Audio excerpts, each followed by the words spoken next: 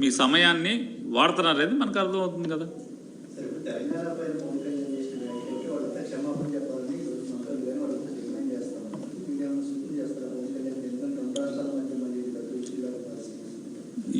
ఆవిడ బాబు సినిమాటోగ్రఫీ మంత్రి అంట, పిచ్ సినిమాటోగ్రఫీ మంత్రి అంటాడా. చూసా ఇందాక స్టేట్మెంటు.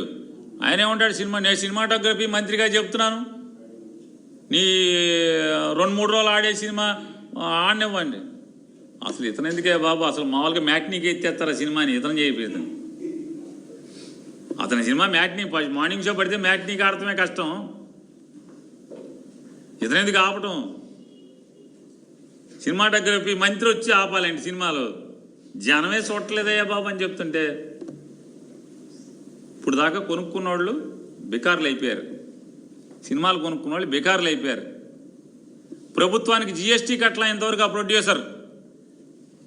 ప్రభుత్వం నుంచి అడిగిన ఒక్క అధికారి లేడు. జిఎస్టీ కట్టపోతే ఇంతవరకు ఆ సినిమాకి ప్రభుత్వం నుంచి అడిగిన వాళ్ళు లేడు ఎవడు. వేరే వాడిని అయితే ఊరుకుంటారా అని అడుగుతున్నాను.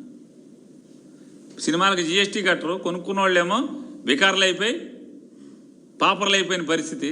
దానికి నువ్వు సినిమాటోగ్రఫీ మంత్రి ఒకడు వచ్చి ఆపాలండి. మళ్ళీ ఇవన్నీ వేస్ట్ మాటలు ఎందుకు ఇదంతా.